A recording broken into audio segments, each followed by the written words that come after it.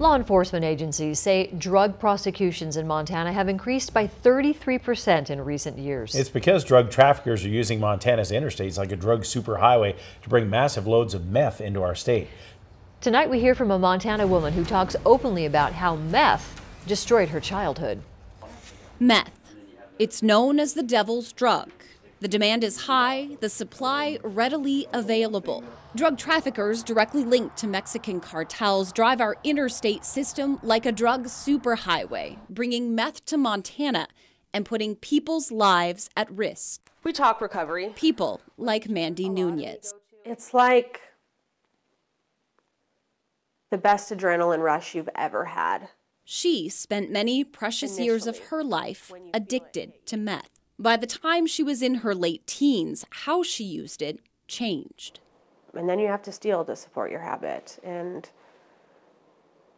it just progresses from there. She was in and out of jail and court. She was in and out of psychiatric care.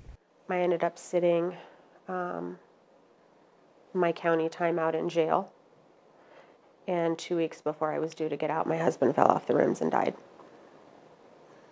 And that was a defining moment in my addiction.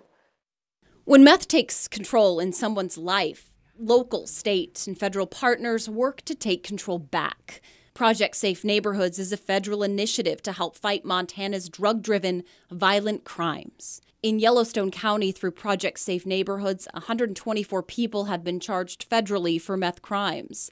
346 pounds of meth has been seized, and 96 firearms have been taken off the streets. Kurt Alme is U.S. Attorney for the District of Montana.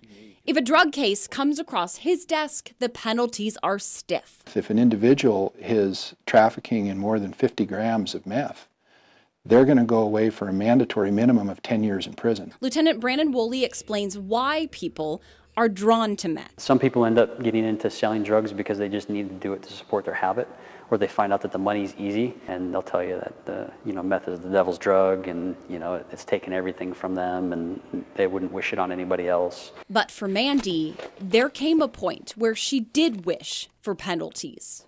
I knew there was nothing left in that life for me but prison sentence or a casket, and I knew that I had to do something different. She summarizes the end of her addiction as a changing moment. It was the only time that I've ever been arrested when it was like a relief. It was like, I don't have to do this anymore.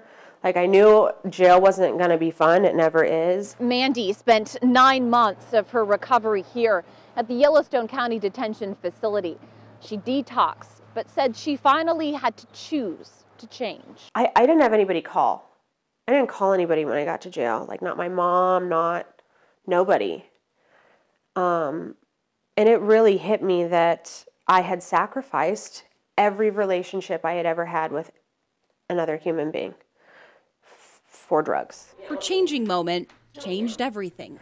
I've gotten married to another person in recovery who's good and treats me well. I have a house, I pay rent, it's paid on time, it's usually early. She takes what she knows about recovery and puts it to use at Rimrock Foundation in Billings. Mandy works as a rehabilitation technician supervisor, helping others through the painful effects of addiction. When the pain and fear of change becomes less than the pain and fear of staying the same, people become ready. But until that happens, they do what they know. They do what they're used to.